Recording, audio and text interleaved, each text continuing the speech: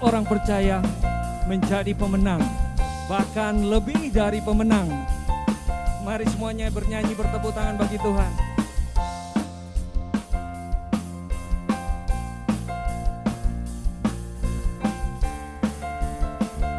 Katakan bersama-sama, lebih dari pemenang. Lebih dari pemenang dalam segala perkara. Iblis tak dikalahkan oleh kuasa darahnya. Jika Allah di pihak kita, siapa dapat melawan? Kita lebih dari pemenang. Sekali lagi, lebih dari pemenang. Lebih dari pemenang dalam segala perkara. Iblis tak dikalahkan oleh kuasa darahnya. Jika Allah di pihak kita, siapa dapat melawan? Kita lebih dari pemenang. Haleluya, haleluya. Kibarkanlah panjinya, Yesus Raja segala raja. Haleluya. Bangkitlah gerejanya, kita lebih dari pemenang. Haleluya. Semua bertepuk tangan bagi Tuhan. Saya lebih dari pemenang, kalian juga lebih dari pemenang. Amin. Lebih dari pemenang dalam segala perkara. Iblis tak dikalahkan oleh kuasa darahnya. Jika Allah di pihak kita, siapa dapat melawan? Kita lebih dari pemenang. Haleluya, haleluya. Kibarkanlah panjinya, Yesus Raja segala raja. Haleluya. Bangkitlah gerejanya, kita lebih dari pemenang. Haleluya. Kibarkanlah panjinya, Yesus Raja segala raja. Haleluya. Bangkitlah gerejanya, kita lebih dari pemenang. Katakan, kamu lebih dari pemenang. Saya lebih dari pemenang. Saya lebih dari pemenang. Haleluya. Amin.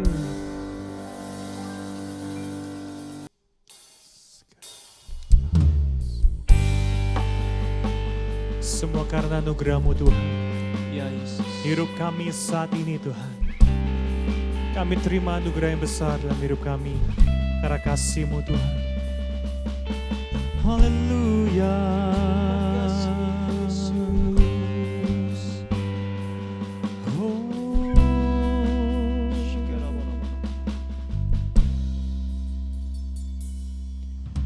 Semua karena anugerah-Mu hari ini ada, bukan karena kuatku, namun karena Roh-Mu. Ku bawa hatiku, penyembahanku, ku semakin berkurang, Yesus semakin bertambah. Mengikut Yesus, itulah kesukaan hatiku. Ku lepas semua hakku untuk mengenal kehendaknya di hidupku, mengiring Yesus, itulah kekuatan hidupku. Ku yakin anugerahnya mampu jadikanku hamba yang berkenan selalu mengikut-Mu Tuhan. Sebab hidup kami hanya anugerah-Mu Tuhan. Semua karena anugerah-Mu hari ini ada. Amin Tuhan. Bukan karena kuatku, namun karena Roh-Mu. Kami bawa hati kami menyembah. Ku bawa hatiku, penyembahanku, ku semakin berkurang, Yesus semakin bertambah. Mengikut Yesus, itulah kesukaan hatiku. Ku lepas semua hakku untuk kehendaknya di dalam hidup kami. Haleluya. Di hidupku, mengiring Yesus, itulah kesukaan hidupku. Ku yakin anugerahnya mampu jadikanku hamba yang berkenan. Lagi bersama kita katakan, mengikut Yesus Tuhan. Mengikut Yesus, itulah kesukaan hatiku.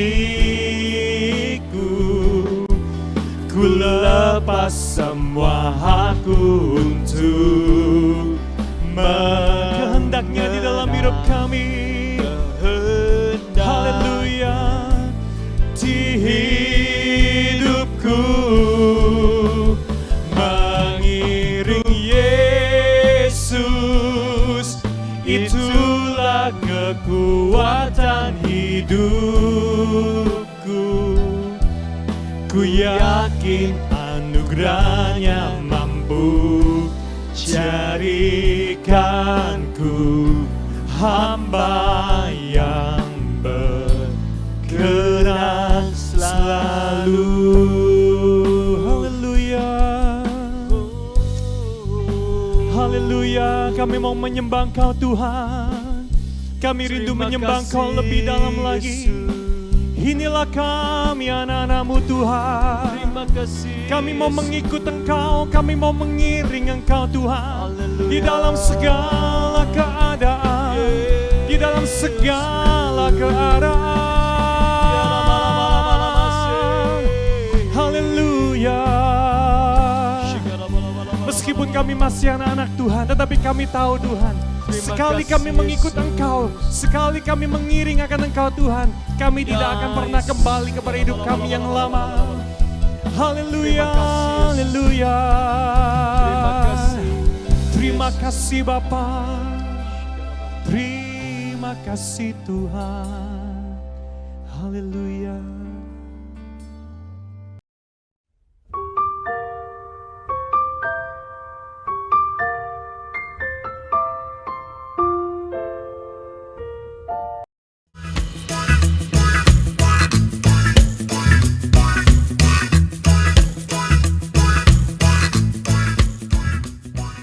Shalom adik-adik, saat ini kita akan belajar kembali yaitu sedikit firman Tuhan tentang persembahan. Ini semua karena anugerah Tuhan, kita diberi 1 hari lagi untuk belajar firman Tuhan. Sebelum kita belajar firman Tuhan, mari kita sama-sama berdoa biar Roh Kudus yang memberikan pengertian kepada adik-adik, juga termasuk Om, yang mengurapi kita semua supaya firman Tuhan ini dapat bermanfaat, menjadi benih iman dan tumbuh di dalam hati kita masing-masing. Ayo kita sama-sama berdoa. Bapa dalam sorga, terima kasih buat hari ini, 1 hari lagi kami diberi kesempatan untuk belajar sedikit firman Tuhan tentang persembahan. Kiranya arah Roh Kudus yang membimbing, mengurapi kami, dan memberi pengertian kepada kami, sehingga firman-Mu sungguh-sungguh tertanam dan bertumbuh berbuah di dalam kehidupan kami. Terima kasih Bapa dalam sorga, di dalam nama Tuhan Yesus kami berdoa dan mengucap syukur. Amin. Saat ini kita akan belajar tentang persembahan. Nah, kita baca dahulu di dalam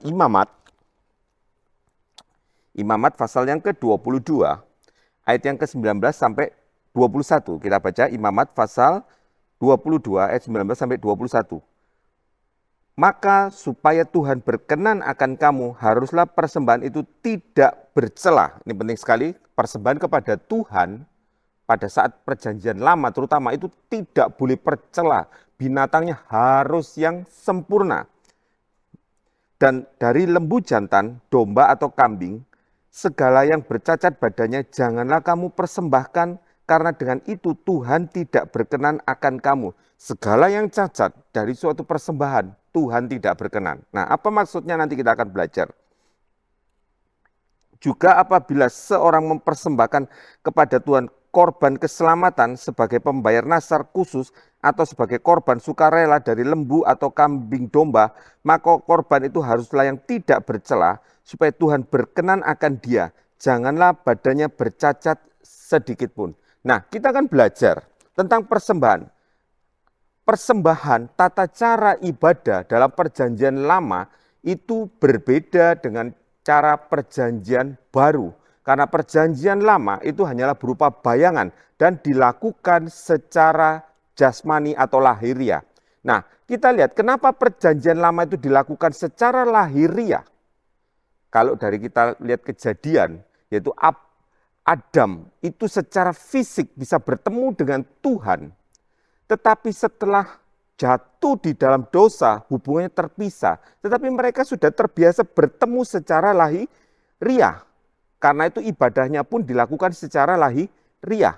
Dan bagaimana mereka tidak bisa ibadah di dalam roh? Karena apa? Kristus belum datang.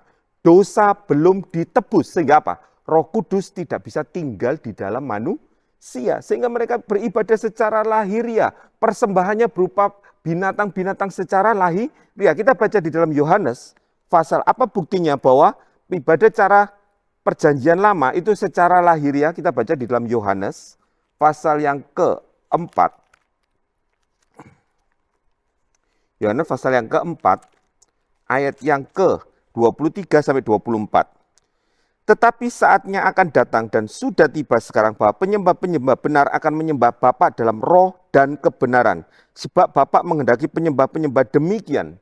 Saatnya akan tiba. Jadi pada waktu Tuhan Yesus datang sebagai putra manusia, itu firman Tuhan katakan apa? Saatnya akan datang. Jadi sebelumnya belum datang. Jadi penyembah-penyembah tidak bisa menyembah Bapa di dalam roh. Karena apa? Dosa belum ditebus. Sehingga Roh Kudus tidak bisa tinggal di dalam hidup manusia. Darah binatang hanya sebagai uang muka. Hanya sebagai tanda ketaatan. Tetapi tidak bisa menebus dosa. Nah, kita baca lagi. Ayat yang ke-24. Allah itu roh, dan barang siapa menyembah dia harus menyembahnya dalam apa? Roh dan kebenaran. Jadi ibadah secara lahiriah itu tidak berkenan. Karena apa? Allah menghendaki ibadah secara roh. Karena Allah itu adalah roh. Kemudian kita lihat di dalam Lukas, pasal yang ke-24. Lukas pasal yang ke-24, ayat yang ke-49. Lukas pasal 24, ayat yang ke-49. Demikian firman Tuhan. Dan aku akan mengirim kepadamu apa yang dijanjikan Bapakku. Tetapi kamu harus tinggal di dalam kota sampai kamu diperlengkapi dengan kekuasaan dari tempat yang maha tinggi. Jadi pada saat itu Roh Kudus belum turun. Jadi ibadah tidak bisa dilakukan secara rohani. harus dilakukan secara lahiriah. Karena itu persembahan-persembahan mereka itu dalam bentuk, yang pertama itu dalam bentuk lembu. Lembu, kita baca di dalam Imamat. Imamat pasal 9. Jadi yang dipersembahkan itu ada beberapa, yaitu yang pertama lembu, yang kedua domba, yang ketiga kambing, yang keempat tepung, minyak, dan anggur. Kita baca dahulu lembu, Imamat pasal 9, ayat yang ke-8.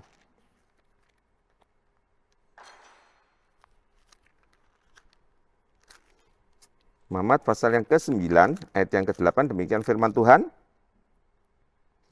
Maka mendekatlah Harun kepada mezbah dan disembelihnya anak lembu yang akan menjadi korban penghapus dosa bagi dirinya sendiri. Nah, lembu. Yang kedua, domba. Kita baca di dalam Bilangan pasal yang ke-6. Bilangan pasal yang ke-6 ayat yang ke-14. Banyak masih ayat-ayatnya, tapi kita baca beberapa supaya kita tahu bahwa di dalam perjanjian lama tata cara ibadah secara jasmani apa saja yang dipersembahkan, harus binatang-binatang yang halal, tidak boleh binatang-binatang yang haram. Lah cirinya binatang yang halal itu apa Binatang yang halal itu memamah biak dan berkuku belah. Kalau cuma salah satu gimana? Tidak boleh.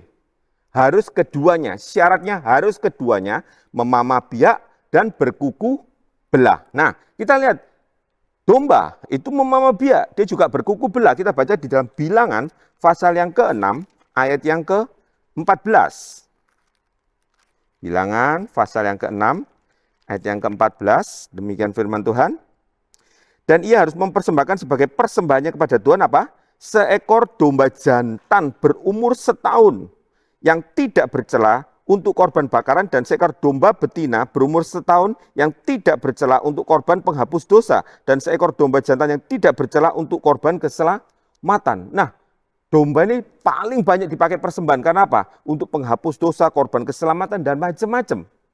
Demikian juga kambing, kita lihat. Kambing yaitu di dalam Bilangan pasal yang ke-15. Supaya adik-adik tahu apa saja yang dipersembahkan. Biasanya orang-orang perjanjian lama mempersembahkan apa? Yang pertama tadi apa? Lembu. Yang kedua apa? Domba, terutama yang berumur setahun. Yang ketiga adalah kambing, Bilangan 15, ayat yang ke-27. Bilangan 15, ayat yang ke-27. Demikian firman Tuhan. Apabila satu orang saja berbuat dosa dengan tidak sengaja, maka haruslah ia mempersembahkan kambing betina berumur setahun sebagai korban penghapus dosa. Demikian juga Bilangan 7 ayat 16. Kemudian apalagi yang dipersembahkan? Tepung. Tepung harus tepung yang terbaik. Minyak, anggur. Itu kita bisa baca di dalam Keluaran pasal yang ke-29. Ini agak sedikit banyak ayat-ayatnya supaya adik-adik bisa belajar. Karena kalau belajar Bible Study Kit artinya belajar Alkitab, kita belajar sedikit lebih detail. Nah, di dalam Keluaran pasal yang ke-29, ayat yang ke-40, demikian firman Tuhan. Bilangan pasal yang Keluaran pasal 29 ayat yang ke-40 dikatakan, dan beserta domba yang satu kau olah 1/10 eva tepung yang terbaik dengan minyak tumbuk 1/4 hin dan korban curahan dari 1/4 hin anggur. Jadi ada tepung, ada minyak, ada anggur. Nah, jadi persembahan-persembahan yang dipersembahkan pada saat ibadah perjanjian lama itu dilakukan secara lahiriah. Dan semuanya itu melambangkan Kristus. Baik lembu, domba, kambing, baik tepung, minyak, dan anggur. Semuanya itu melambangkan tentang Kristus. Tapi masih dalam bentuk perumpamaan. Yaitu dilambangkan dalam bentuk lembu, domba, kambing, baik tepung, baik minyak, maupun anggur. Karena apa? Kita baca di dalam 2 Korintus. 2 Korintus, pasal yang ke-3, 2 Korintus pasal yang ke-3, ayat yang ke-14 sampai 16. Kita baca 2 Korintus pasal 3 ayat 14 sampai 16. Tetapi pikiran mereka telah menjadi tumpul, sebab sampai pada hari ini, yaitu mereka, yaitu orang-orang Yahudi, orang Israel, dikatakan apa? Sebab sampai pada hari ini selubung itu masih tetap menyelubungi mereka. Jika mereka membaca perjanjian lama itu tanpa disingkapkan, karena hanya Kristus saja yang dapat menyingkapkannya. Ayat yang ke-15, bahkan sampai pada hari ini dikatakan, sampai saat ini, orang Israel belum bisa percaya kepada Tuhan Yesus Kristus. Karena itu apa? Perjanjian lama tetap mereka lakukan secara lahiriah. Mereka tidak bisa menangkap intinya itu apa. Karena apa? Mereka belum dan tidak mau percaya sampai hari ini. Dikatakan apa? Ayat yang ke-15, bahkan sampai pada hari ini setiap kali mereka membaca kitab Musa, ada selubung yang menutup hati mereka. Ayat 16, tetapi apabila hati seorang berbalik kepada Tuhan, maka selubung itu diambil daripadanya. Nah, jadi orang Israel pada waktu firman itu jadi manusia turun ke dunia menjadi putra manusia Yesus, orang Israel tidak mau percaya. Bahkan mereka menyalibkan Kristus. Bahkan mereka berkata, biarlah darahnya tertanggung atas kami. Karena itu apa? Pikiran mereka menjadi tumpul, tertutup sampai hari ini. Karena itu ibadahnya tetap dilakukan secara lahiriah. Tetapi orang-orang yang mau percaya kepada Tuhan, termasuk adik-adik, juga guru-guru, juga om, percaya kepada Kristus, pikiran kita disingkapkan, pikiran kita dibukakan, sehingga kita bisa melihat inti sebenarnya dari firman Tuhan. Karena itu kita bedakan adik-adik. Dari perjanjian lama ibadahnya secara lahiriah, dan intinya itu apa? Inti dari perjanjian lama itu kita baca di dalam Matius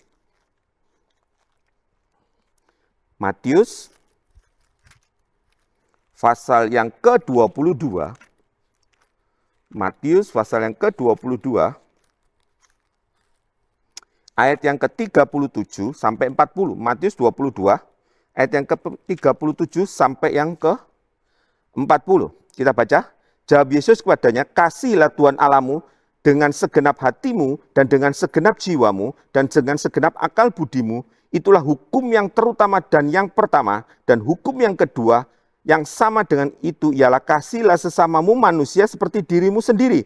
Pada kedua hukum itulah tergantung apa? Seluruh hukum Taurat dan kitab para nabi. Jadi perjanjian lama itu terdiri dari kitab para nabi dan hukum Taurat. Dan intinya adalah kasihilah Tuhan Allahmu dan kasihilah sesamamu manusia. Intinya kasih, tetapi mereka tidak menyadari. Karena itu mereka melakukannya secara lahiriah dengan kekuatannya sendiri. Mereka ingin mengasihi Tuhan, ingin mengasihi sesama. Tapi apa yang terjadi adik-adik? Mereka gagal. Karena mereka tidak melihat inti sebenarnya dari kasih itu apa sih sebenarnya. Apakah manusia bisa mengasihi Tuhan dengan segenap hati, dengan sungguh-sungguh, dengan segenap jiwa? Apakah manusia bisa mengasihi sesamanya? Tidak mungkin. Adik-adik. Karena apa? Manusia ini pada dasarnya adalah apa? Tubuh dosa, telah jatuh dalam dosa. Kehilangan kemuliaan Allah. Di dalam Roma pasal 3 ayat 23. Semua manusia telah jatuh ke dalam dosa dan kehilangan sebagian, dikatakan tidak semua. Itu kemuliaan Allah, termasuk kasih. Karena itu mereka gagal melakukan hukum Taurat dan melakukan apa yang dinubuatkan oleh para nabi. Karena mereka melakukannya dengan kekuatannya sendiri, dengan perbuatan. Kalau kita melakukan sesuatu berdasarkan perbuatan kita, dengan kekuatan sendiri, kita tidak akan pernah bisa melakukan firman Tuhan. Karena apa? Tanpa Roh Kudus, tanpa Allah yang ada di dalam hidup kita sebagai sumber kasih, kita tidak mungkin melakukan firman Tuhan. Karena itu dikatakan di dalam perjanjian lama, yaitu hukum Taurat dan kitab para nabi, intinya tadi apa, Dedek? Kasih. Kasihlah Tuhan Allahmu dan kasihlah sesamamu manusia. Tapi apa yang terjadi? Justru yang terjadi adalah kebalikannya. Mereka malah membunuh Mesias. Ajarannya intinya kasih. Tetapi mereka malah membunuh, mereka malah benci. Karena apa? Pada dasarnya manusia itu adalah orang berdosa. Tubuh dosa ini tidak akan membuat kita bisa mengasihi, baik mengasihi Tuhan yang tidak kelihatan maupun yang kelihatan, yaitu sesama kita. Karena itu orang perjanjian lama gagal dan gagal. Dan puncaknya kegagalan mereka, mereka membunuh Mesias. Padahal itu adalah yang diutus, yang dijanjikan oleh Allah. Perjanjian lama dalam bentuk secara lahiriah gagal untuk melaksanakan kitab para nabi dan hukum Taurat. Karena itu, kita lihat sekarang. Karena itu Putra Manusia Yesus datang memperbaharui perjanjiannya. Karena itu disebut sebagai perjanjian baru. Ibadah perjanjian baru itu dilakukan bukan secara lahiriah. Walaupun adik-adik, secara liturgi atau tata cara gereja tetap ada ibadah secara lahiriah. Ada cara-caranya, tidak boleh seenaknya sendiri. Itu dilakukan supaya apa? Tertib. Tetapi intinya itu bukan hal-hal lahiriah. Karena itu pada waktu kita datang ke gereja atau apapun, kita tidak bawa kambing, domba, dan macam-macam persembahan secara jasmani. Kita mempersembahkan korban persepuluhan. Itu merupakan tanda kasih kita. Tanda kita care. Tanda kita peduli. Tanda kita mau saling membantu di dalam pekerjaan Tuhan. Nah, ibadah secara perjanjian baru itu dilakukan secara rohani. Kita baca di dalam Lukas pasal yang ke-16. Lukas pasal yang ke-16, ayat yang ke-16. Lukas 16 ayat 16, demikian firman Tuhan. Hukum Taurat dan kitab para nabi berlaku sampai kepada zaman Yohanes. Jadi perjanjian lama itu berlaku sampai zaman Yohanes. Karena itu Yohanes dikatakan sebagai apa? Pembuka jalan sebelum Mesias datang. Dan pada saat Mesias datang, jalan itu sudah disediakan. Maka mulailah berlaku perjanjian baru. Dikatakan apa? Hukum Taurat dan kitab para nabi berlaku sampai kepada zaman Yohanes. Dan sejak itu, waktu itu kerajaan Allah diberitakan dan setiap orang menggagainya berebut memasukinya. Ini adalah mulainya terjadi ibadah secara rohani. Kalau secara jasmani kita tidak mungkin bisa masuk ke dalam kerajaan Allah. Karena kerajaan Allah itu adalah berbicara tentang hal-hal rohani. Karena itu ibadah, tata cara perjanjian baru adalah ibadah yang diperbaharui. Karena apa? Karena Kristus sudah datang ke dalam dunia. Pada waktu dia mati di kayu salib, adik-adik, dikatakan sudah genap. Artinya apa? Penebusan sudah selesai. Orang yang mau percaya menerima anugerah keselamatan itu, jadi bukan karena perbuatan kita, bukan karena perbuatan baik kita. Kalau kita lihat tadi, sudah katakan, bahwa perjanjian lama intinya kasih, betul. Kasihlah Tuhan Allahmu dan kasihlah sesamamu manusia. Tetapi ternyata mereka gagal. Karena apa? Memang tubuh dosa ini tidak mungkin untuk bisa mengasihi. Sehingga akibatnya apa? Kristus datang memperbarui perjanjian itu. Dosa ditebus sehingga Roh Kudus, Roh Allah bisa tinggal diam di dalam hidup kita. Sehingga kita bisa beribadah sesuai dengan kehendak Allah. Tadi dikatakan apa di dalam Yohanes pasal 4? Allah adalah roh. Dia menghendaki penyembah-penyembah juga di dalam roh dan kebenaran. Manusia tidak mungkin bisa hidup benar. Tidak ada seorang pun yang benar di hadapan Allah. Semua manusia itu orang berdosa. Dan upah dosa itu apa, adik? Maut. Karena itu Kristus datang sebagai korban. Karena itu perjanjian lama, katakan tadi. Baik lembu, baik kambing, baik domba, dan macam-macam itu melambangkan korban Kristus di atas kayu salib. Sehingga menebus dosa kita, sehingga kita bisa beribadah. Ibadah yang sesuai dengan kehendak Allah. Yaitu secara rohani. Secara rohani lebih berat adik-adik. Karena apa? Kadang-kadang jasmani kita bisa menipu mungkin. Tetapi Allah bisa melihat sampai ke dasar hati. Apakah kita sungguh-sungguh beribadah kepada Allah atau cuma main-main? Berapa banyak kalau kita datang, contohnya ke sekolah minggu. Om selalu katakan, kalau kamu pertama kali masuk di dalam kelas sekolah minggu, apa yang kamu lakukan?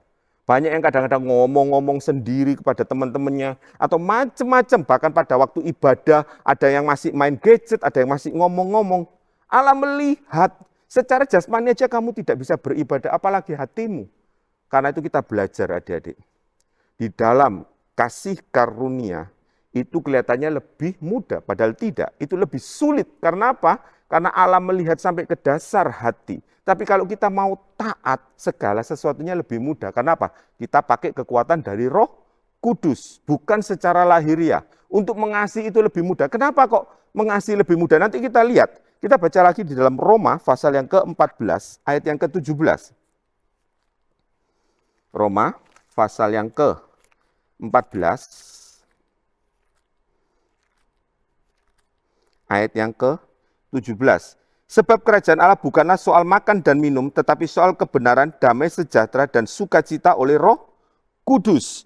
Jadi kerajaan Allah dikatakan apa? Pada waktu kitab para nabi dan hukum Taurat itu berlaku sampai Yohanes, zamannya Yohanes. Setelah itu jadi Yohanes adalah nabi di pertengahan antara perjanjian lama dan perjanjian baru. Dan perjanjian baru itu dimulai oleh zaman Kristus. Pada saat dosa sudah ditebus, dosa dibayar lunas. Maka tubuh dosa ini bukan lagi tubuh dosa. Memang daging ini tubuh secara jasmani ini masih tubuh dosa untuk mengolah kita. Tetapi secara roh kita sudah ditebus, kita sudah bebas. Sehingga roh kita bisa menyembah kepada Allah. Memberikan persembahan bukan secara lahiriah, tetapi bisa sampai secara rohani. Karena itu dikatakan hal kerajaan sorga itu bukan soal jasmani, tetapi tentang hal-hal yang rohani. Nah, kalau kita lihat kenapa pada perjanjian baru itu orang-orang bisa ibadah bahkan melakukan persembahan itu secara rohani. Kalau perjanjian lama kenapa harus jasmani? Seperti yang katakan tadi. Perjanjian lama itu intinya memang kasih, Hukum Taurat dan kitab para nabi, ingat ya, hukum Taurat dan kitab para nabi itu intinya kasihlah Tuhan Allahmu dan kasihlah sesamamu manusia. Intinya kasih. Tetapi mereka gagal untuk melakukan kasih ini. Karena apa? Pikiran mereka, kita ini harus mengasihi Tuhan Allah dari diri kita sendiri. Dengan kekuatan kita sendiri. Dan itu gagal. Tetapi kalau kita lihat dari perjanjian baru intinya adalah apa? Tentang berita Injil. Yaitu dosa ditebus. Bagaimana Allah itu berinisiatif untuk mengasihi manusia. Jadi bukan manusia yang mengasihi Allah, tetapi Allah yang terlebih dulu mengambil inisiatif untuk mengasihi manusia. Sehingga dia turun ke dunia, firman itu menjadi manusia, menjadi putra manusia Yesus, mati sebagai korban tebusan dosa adik-adik. Sehingga apa?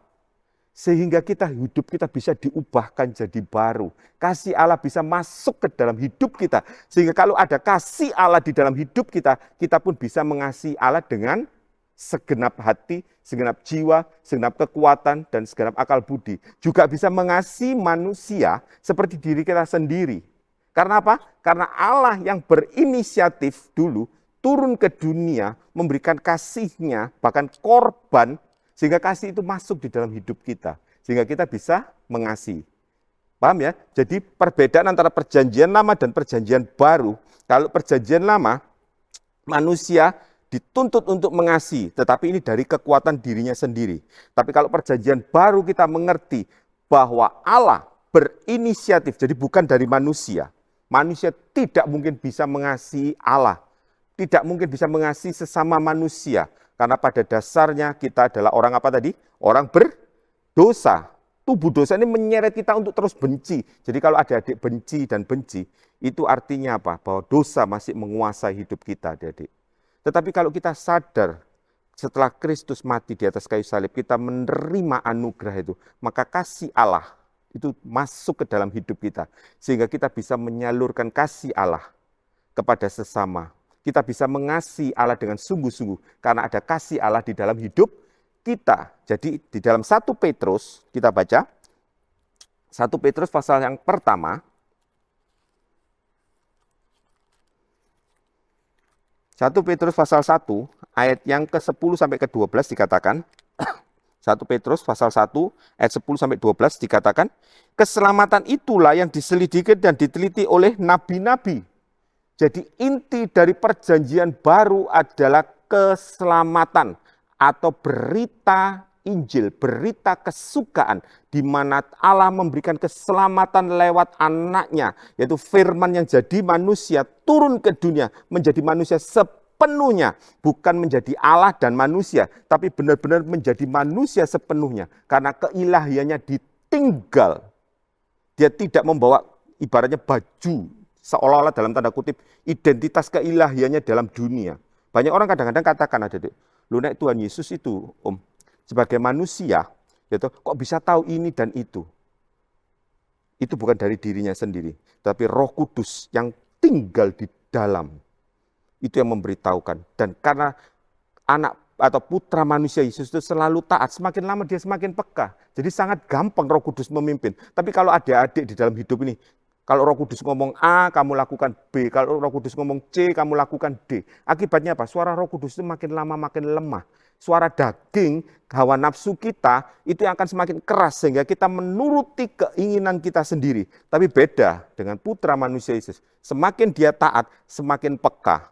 Mau melakukan apa, itu Roh Kudus yang pimpin. Jadi bukan karena dia sebagai Tuhan di dalam dunia itu, tapi dia benar-benar sebagai putra manusia. Di dalam Filipi, pasal yang kedua itu dijelaskan, dia meninggalkan keilahiannya.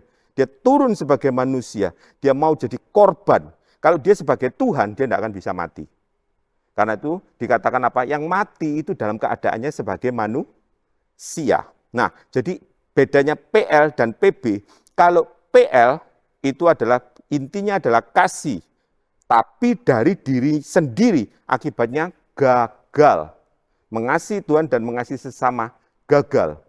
Tetapi PB itu adalah berita kesukaan, karena itu dikatakan Injil atau Evangelium, artinya kabar berita kesukaan, yaitu tentang keselamatan.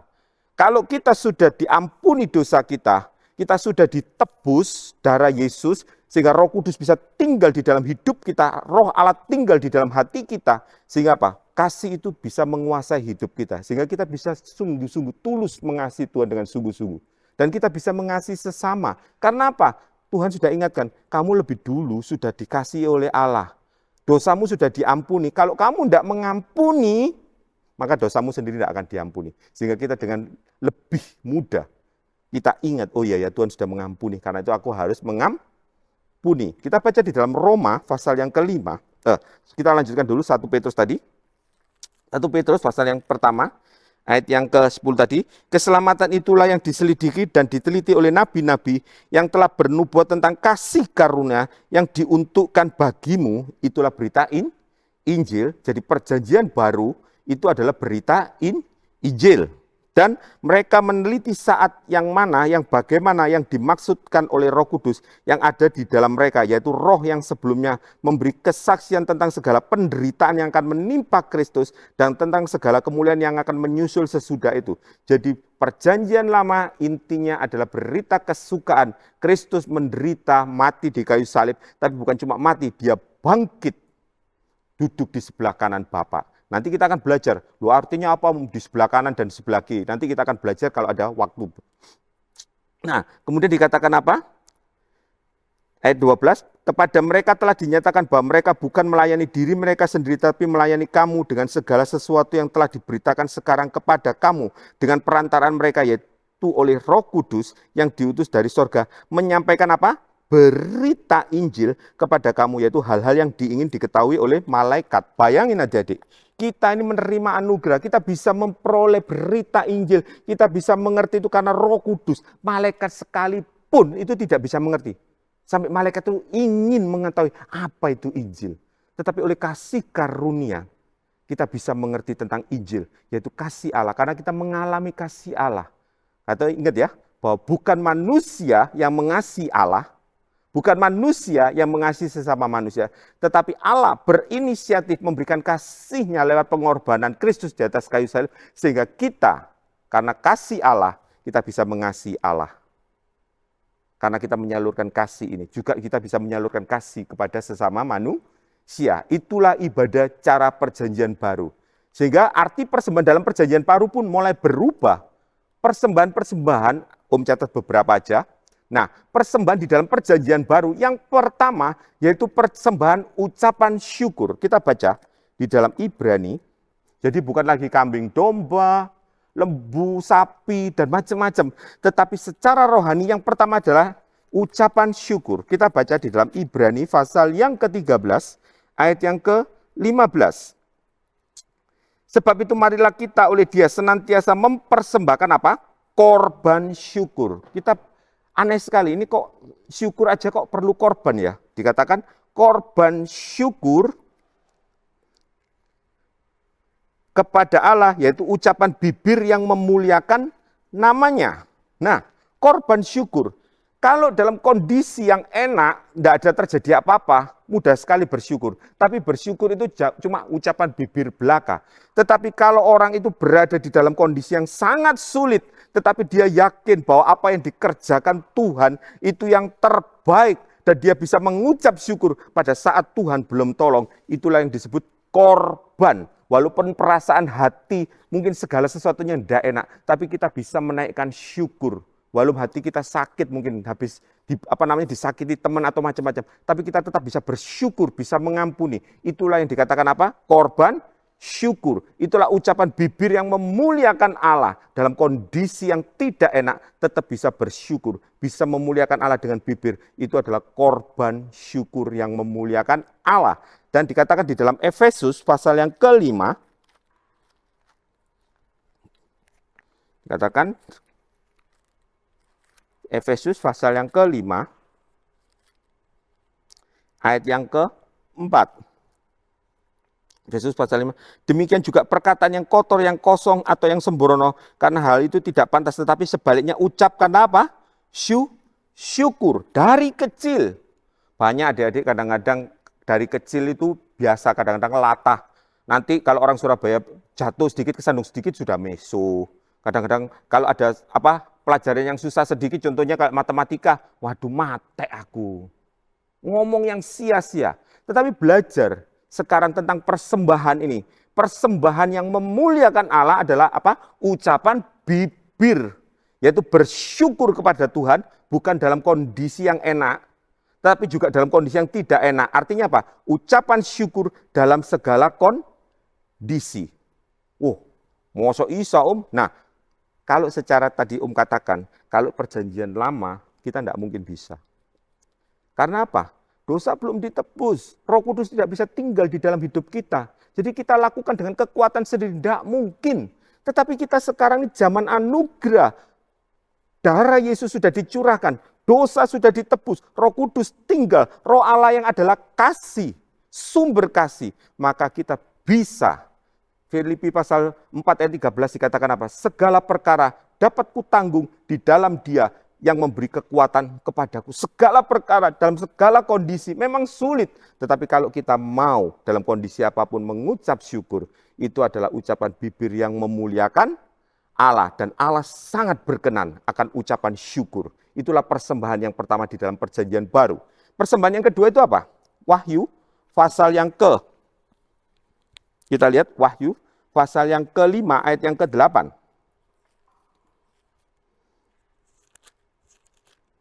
Wahyu pasal yang ke-5 ayat yang ke-8 dikatakan, ketika ia mengambil gulungan kitab, tersungkurlah keempat makhluk dan ke-24 tua-tua di hadapan anak domba, masing-masing memegang satu kecapi dan satu cawan emas penuh dengan kemenyan. Itulah doa orang-orang kudus. Jadi doa kelihatannya males Bahkan mungkin kadang-kadang terutama di dalam pelayanan yang paling nggak disukai adalah pelayanan doa. Sudah nggak kelihatan, nggak bisa tampil, nggak ada yang memuji seperti itu. Tetapi di hadapan Tuhan itu orang-orang yang mempunyai tingkatan yang tinggi. Dia membawa cawan emas.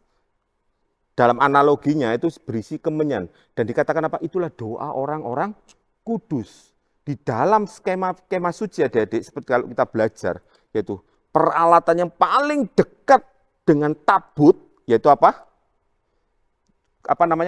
mesbah ukupan dari emas yang isinya doa. Dan itulah yang bisa masuk sampai ke ruangan maha suci. Bahkan di dalam Wahyu pasal 8 ayat 3 sampai 4, doa itu naik langsung di hadapan Allah. Karena itu ada belajar untuk menaikkan doa kita. Tidak ada orang yang melihat kelihatannya pelayanan sederhana, biasa. Tetapi itu pelayanan tingkat tinggi. Karena doa kita itu naik langsung ke hadapan Allah. Doa apakah yang perlu kita lakukan? Apakah doa makan dan tidak. Yang paling berkenan kepada Allah adalah doa syafaat. Mungkin ada orang tuamu yang belum percaya atau bertobat. Doakan. supaya menerima Tuhan Yesus. Mungkin ada sesuatu, mungkin temanmu ini nakal. Karena orang yang tidak percaya Kristus, apalagi melakukan perbuatan-perbuatan yang tidak sesuai dengan firman Tuhan, itu jalannya menuju kepada neraka. Tapi kalau kamu naikkan doa-doa syafaat, dan apalagi kalau doa itu bisa menyebabkan orang itu kembali kepada Kristus, doa-doamu itu adalah suatu persembahan yang sangat berkenan, dan itu langsung naik ke hadapan Allah. Itulah doa orang kudus. Jadi persembahan yang pertama dalam PB, apa Dedek? Yang pertama adalah ucapan syukur. Ucapan bibir yang memuliakan Allah. Yang kedua adalah doa, terutama doa syafaat yang dinaikkan, terutama untuk jiwa-jiwa yang belum percaya kepada Tuhan. Dan persembahan apalagi yang berkenan kepada Tuhan, yaitu yang kita baca lagi di dalam Filipi, pasal yang keempat. Filipi, pasal yang keempat.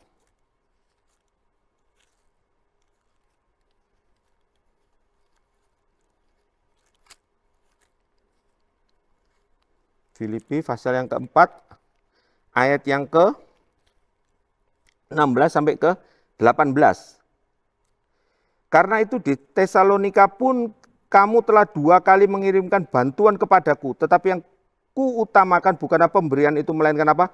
Buahnya yang makin besar keuntunganmu. Dan dikatakan apa? Kini aku telah menerima semua yang perlu daripadamu, malahan lebih daripada itu, aku berkelimpahan, karena aku telah menerima kirimanmu dari Epafroditus. Suatu apa? Persembahan yang harum, suatu korban yang disukai dan yang berkenan kepada Allah. Kasih, firman Tuhan katakan, bukan cuma sekedar perkataan, tetapi dalam bentuk perbuatan, memberikan bantuan-bantuan. Karena itu kalau kita memberikan persepuluhan, itu artinya apa? Kita memberikan persembahan kasih, dan itu adalah korban yang berbau harum di hadapan Allah. Bukan persembahannya, tetapi adalah apa? Tanda kasihmu kepada Allah dengan memberikan bantuan, dengan memberikan persepuluhan. Artinya kita taat kepada firman Tuhan. Itu yang menjadi korban yang berbau harum, persembahan yang berbau harum di hadapan Allah. Dan yang paling terutama, persembahan yang paling diberkenan kepada Allah adalah di dalam Roma pasal yang ke-12. Roma pasal yang ke-12, ayat yang pertama sampai yang ke-3. Roma pasal 12 ayat pertama sampai ke-3. Karena itu saudara-saudaraku, demi kemurahan Allah, aku menasihatkan kamu supaya kamu mempersembahkan tubuhmu sebagai persembahan yang hidup, yang kudus, dan yang berkenan kepada Allah. Itu adalah ibadahmu yang sejati. Janganlah kamu menjadi serupa dengan dunia ini, tetapi berubahlah oleh pembaharuan budimu, sehingga kamu dapat membedakan manakah kehendak Allah, apa yang baik, yang berkenan kepada Allah, dan yang sempurna.